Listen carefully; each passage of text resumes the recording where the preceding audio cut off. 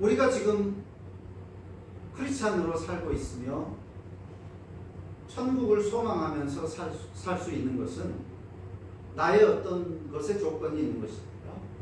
하나님의 신실하심, 하나님의 우리를 향하신 그 열심과 하나님의 사랑 때문에 오늘 우리의 신앙이 유지되고 있다라고 하는 것입니다. 이것을 잊어버리면 교만하게 되고 다른 사람을 판단하고 지적질하고 편가르기를 하게 되는 거예요. 나는 이렇게 해서 신앙 지키고 있고 이렇게 해서 열심히 헌신하고 있다. 그런데 너는 저 사람은 뭐 하는 거냐? 그러면서 다른 사람을 판단하고 지적하는 거예요. 그리고 믿음이 좋은 사람, 아닌 사람, 자기가 자기 기준으로 편을 갈라내고 그렇게 교회를 분란에 빠지게 하는 거죠. 자신이 하나님의 자리에 올라섭니다. 하나님이 다 하셔서 하나님의 신실하심과 열심과 그 사랑 때문에 지금 자신이 그 자리에 존재하고 있음에도 불구하고 그것을 잊어버리면, 내가 무엇을 어떻게 했기 때문이라고 착각하게 되면 하나님의 자리에 자신이 들어앉아서 판단하고 평가하는 자신교가 되어버리고 만 거죠. 자기를 신으로 믿는 종교인이 되는 자신교. 유다와 시므온 연합 지파의 전쟁 가운데 아도니 베섹을 무찌르는 장면이 등장합니다. 아도니 베섹은, 베섹이라는 말은 지역, 그 동네 이름을 말하는 것이고, 아도니는 주인, 주관자라는 뜻입니다. 대통령 그런 뜻입니다. 즉 그래서 아도니 베섹이라는 말은 베섹의 왕이다. 베섹의 왕, 대통령, 즉 우리나라의 대통령이다. 그 말처럼 베섹이라는 지역의 지도자, 족장, 왕이었다. 그 말이에요. 이 아도니 베섹이라는 사람. 자, 이 아도니 베섹을 잡아서 엄지발가락과 엄지손가락을 잘랐다 그랬습니다. 고대 근동의 전투에서 승리의 표식입니다. 엄지손가락, 엄지발가락을 자르는 것. 페르시아나 아라비아나 그리스 또 하니발에 이르기까지 여러 고대 자료들에도 나오는 전쟁 관습이, 임진왜란 때도 서로 간에 귀를 잘라서 자신의 공을 입증한 것을 보여주고 있습니다. 그러니까 내가 몇 사람의 적을 죽였는지 사람을 다 일일이 끌고 갈 수가 없고, 그렇다고 목을 다 잘라갈 수가 없으니까 내가 몇 사람을 죽였다 라고 하는 것을 확인시키고 그에 대한 공로를 인정받기 위해서 죽인 사람의 귀를 자르는 거죠. 그것처럼 모든 전쟁에서는 이와 같은 관습이 있었는데, 이 아도니 베섹, 즉 베섹 지방의 왕인 이 사람은 70명, 이 70은 꼭 70명이라는 말이 아니라 엄청나게 많은 숫자라는 말이죠. 그러니까 아도니 베섹이라는 이 사람은 굉장히 잔인하고 잔악한 사람이죠. 그리고 강력한 힘과 군사력을 지닌 그런 사람인 것을 알 수 있습니다. 이 사람이 자기가 이제 엄지발가락, 엄지손가락이 잘리고 나서 이렇게 말합니다.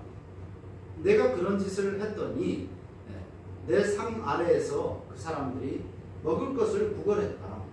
그랬더니 하나님이 이제 내가 행한 대로 갚으시는구나. 그렇게 7절에서 한탄의 고백을 하는 거죠.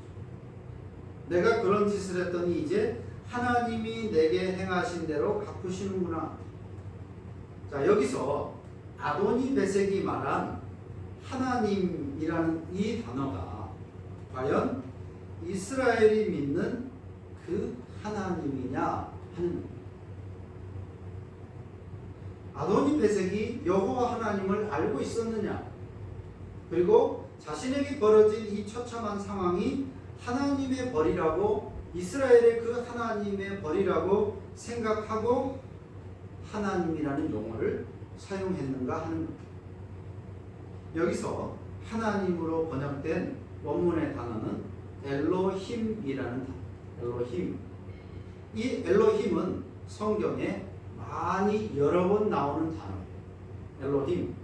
대표적으로 창세기 1장 1절에서 베레시트 바라 엘로힘, 하나님이 천지를 창조하시니라 할 때 그 하나님도 원문은 엘로힘이라는 단어. 창세기 1장 1절에 나오는 하나님도 엘로힘이고, 여기 아도니 베섹이 말한 하나님도 원문은 엘로힘으로 같은데, 그러면 과연 아도니 베섹이 말한 하나님이 창세기 1장 1절에서 말하는 그 하나님, 이스라엘의 하나님이냐? 라고 할 때 그것은 아니라고 하는 거예요. 왜냐하면 당시 고대 근동 지방에서 신이라는 존재를 말할 때는 엘로힘이라는 단어를 사용했기 때문에, 꼭 성경에만 엘로힘이 나오는 것이 아니고 이스라엘 사람들만 엘로힘이라는 단어로 신을 표현한 것이 아니라 당시 고대 근동 지방에서는 신에 대해서는 엘로힘이라는 단어를 다 사용했다라고 하는 거예요. 이스라엘만 아니었던 거죠. 그래서 이 단어를, 엘로힘이라는 단어를 하나님이 사용하시거나 이스라엘 백성들이 사용을 하면 우리가 아는 그 하나님인 것이고, 이방인들이 사용하면 어떤 신 혹은 자기들의 신이라는 의미라고 하는 거예요. 그러니까 단어는 똑같은데 누구라도 엘로힘이라는 단어로 신, 하나님이라는 존재를 사용했지만, 그러나 그렇다고 해서 모두가 같은 의미로 그 단어를 썼던 것은 아니라요. 똑같은 단어를 이슬람에서는 알라라는 말로 발음을 합니다. 알라, 엘이라는 말, 엘로힘. 엘로힘은 복수예요. 엘이 하나님이기 때문에 엘로힘이라는 말은 신들이라는 말이죠. 우리 성경에서는 엘로힘이라고 하는 것은 삼위일체 하나님을 의미하기도 하지만 어떤 신에 대해서 무한한 존경심을 표현할 때도 복수적인 의미로 사용하는 거예요. 그래서 엘로힘이라는 단어를 썼는데, 이게 단수가 엘인데, 그래서 이슬람의 알라는 엘이라는 이슬람식 표현입니다. 그러니까 이슬람도 똑같은 단어를 쓴 거예요. 성경에 나오는 엘 혹은 엘로힘이라고 자기네의 알라 신을 그렇게 표현합니다. 그러니까 다시 한번 말하지만 그 지역 고대 근동의 지방들은 신이라는 존재를 표현할 때는 엘로힘이라는 단어를 썼다. 하지만 이스라엘이 엘로힘이라고 할 때 그 신과 다른 부족들이, 다른 나라들이 엘로힘이라고 할 때는 다른 하나님, 그 하나님이 그 하나님이 아니라는 말. 예를 들면 사사기 2장 12절에 보면 이런 표현을 쓰는데, 애굽 땅에서 그들을 인도하여 내신 그들 조상들의 하나님 여호와를 버리고 다른 신들 곧 그들의 주위에 있는 백성의 신들을 따라 그들에게 절하며 여호와를 진노하게 하였다. 자, 이스라엘 백성들이 죄를 짓는 것을 표현하는 모습인데, 앞에서 그들의 조상들의 하나님 여호와를 버리고 엘로힘이라는 단어, 그리고 뒤에 다른 신들을 곧 그들 주위에 있는 백성의 신들을 따랐다. 여기 신들도 엘로힘이에요. 하지만 앞에 나오는 엘로힘은 우리가 아는 그 성경의 하나님을 의미하는 것이고, 뒤에 나오는 엘로힘은 그냥 단지 신들을 의미하는 거예요. 그래서 우리나라 성경은 번역을 그렇게 했던 거예요. 앞에서는 조상들의 하나님 여호와라고 했고, 그 뒤에서는 다른 신들. 영어에서는 앞에서는 God이라는 단어를 쓰고 뒤에서는 S자를 붙여서 신들이라는 표현을 쓰고 있습니다. 그러니까 구분을 하고 있는 거죠.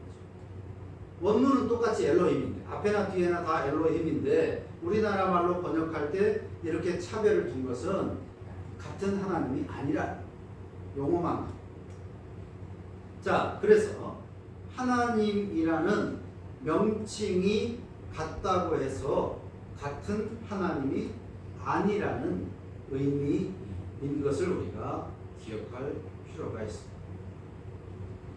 위에서 오늘 말씀의 앞에서 신앙 행위보다 그 의도가 중요하다라고 그랬습니다. 얼마나 열심히 열정적으로 예배하느냐, 기도하느냐, 헌신하느냐, 그 신앙적인 행위가 어떠냐보다도 왜 그 행위를 하느냐, 의도, 목적이 중요하다라고 했는데 마찬가지로 하나님을 부르고 교회라는 이름의 건물에 모이고 성경을 말하고 그 성경에 나오는 단어들, 같은 단어들을 말한다고 해서 그것이 올바른 신앙이라고 할 수 없다라고 합니다. 보이는 모양이나 말하는 용어가 같다고 해서 그것을 참된 신앙을 표현하는 것이 아니라 오직 성경, 전체 성경에 부합하는가를 통해서 참된 신앙을 판가름할 수 있다. 오직 성경은 성경이 가장 중요한 기준이다 라고 하는 것이고, 전체 성경이라는 것은 성경 어느 한 구절만 따가지고 성경이 말하지 않냐 그렇게 고집을 부리는 것이 아니라 성경 전체를 통해서 그것이 무엇인가를 제대로 판단해야 된다라는 의미. 이단들처럼 어느 성경 한 구절만 딱 집어내가지고 성경이 이렇게 말한다, 그렇게 해서는 안 된다. 문맥을 봐야 되고 전체적인 의미에서 그것을 확인해야 된다. 그런 것이 전체 성경이라는 말. 종교개혁자, 우리 장로교 개혁주의에서는 성경에 대해서 이 두 가지를 굉장히 중요시합니다. 오직 성경 그리고 전체 성경.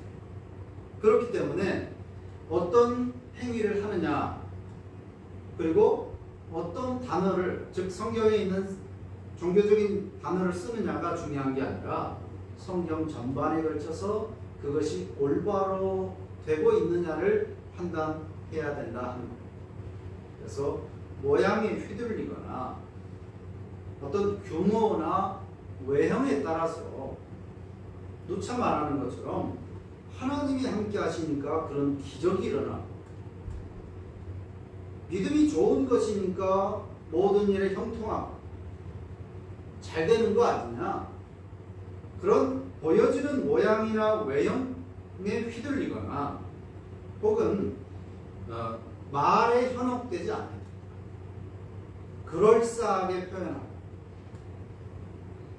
온갖 미사여구를 다 동원해서 자신의 신앙이나 또 어떤 것을 주장하는 것에 현혹되지 않도록 우리가 성경에 더욱더 천착해야 된다. 집중해야 된다. 더 성경을 깊이 들어가서 확인해야 된다. 들려지는 말이나 보여지는 모양이 아니라 성경에 부합하느냐, 오직 성경, 전체 성경이라는 이 기준으로 판단해야만 참된 신앙을 제대로 확인할 수 있다라고 하는 것입니다. 신자들은 모두가 성경적이기를 바라죠. 교회를 다니는 사람치고 자신의 말이나 자신의 행동이 성경적이기를 바라지 않는 사람은 없을 거예요. 그런데 그 의도와는 상관없이 성경적이기를 바라는 행동과 말이 의도치 않게 성경적, 즉 성경의 적이 되는 경우를 많이 볼 수 있다라고 하는 것입니다. 기억해야 되는 것은 기독교 신앙은 사람을 위해서, 사람에게 보이기 위한 신앙이 아니라 오로지 하나님 중심의 신앙입니다. 그래서 무엇을 하든지 무슨 말을 하든지 그 자체가 중요한 것이 아니라 그 행위, 보여지는 행위, 또 그 말이 중요한 것이 아니라 하나님의 뜻에 맞는지를 생각해야 됩니다.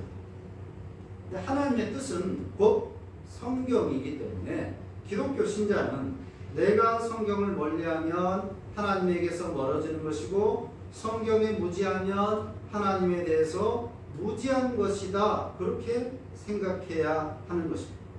성경 중심적인 삶을 살아야 한다는 것. 그렇지 않으면 성경의 적이 될 수 있기 때문입니다. 교회는 성경을 올바로 가르치는 것을 절대적인 사명으로 여기는 것입니다. 신자들의 신앙이 성경의 적이 되지 않도록 성경적이 되도록 하는 것이 교회의 사명입니다. 나아가서 신앙이 삶의 기반이 되어야 한다는 것을 각인시켜 주어야 하는 것입니다. 생활에 따라서 삶의 형편에 따라서 신앙이 왔다 갔다 기준이 변하는 것이 아닙니다. 또한 교회는 성공하는 비법이나 사람을 모으는 비법이나 즐겁고 재미있고 감동 있는 삶을 사는 그런 방법을 가르치는 것이 아니라 성경에 기반한 신앙과 또 생활의 일치를 가르치는 것입니다. 성경에 기반한 신앙 그리고 그 신앙과 생활이 삶이 일치가 되는 것 그것을 가르치는 것이 교회다 하는 것입니다. 그런 교회가 되어야 하고 또 그런 교회에 속한 신자가 되어야 하는 것입니다. 그래야 성경적인 삶을 사는 겁니다. 성경이 무지하게 되면 의도치 않아도 성경의 적이 되는 것입니다.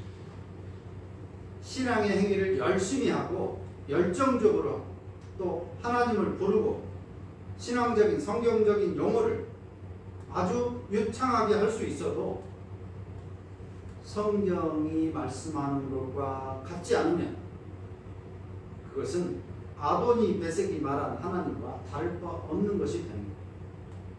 결국 열심히 하면 할수록 그 사람은 성경적이 아닌 성경의 적이 되는 삶의 결과를 맞이하게 되는 것입니다. 예수님께서 말씀하십니다. 네가 귀신도 쫓아내고 이런저런 놀라운 능력도 행했다고 하지만 그러나 나는 너를 도무지 모르겠다. 지옥으로나 가라. 이렇게 말씀하시는 것처럼 의도치 않게 성경적이기를 바랬지만 성경의 적이 되는 그런 놀라운 결과를 맞이하게 될 기독교 신자들이 많이 있을 수 있다. 그래서 우리는 항상 하나님의 말씀을 늘 가까이 그 말씀을 통해서 늘 우리의 삶을 돌아보는 것이 필요하고 그런 교회가 되고 그런 교회에 속한 신자가 되기를 힘써야 하겠습니다.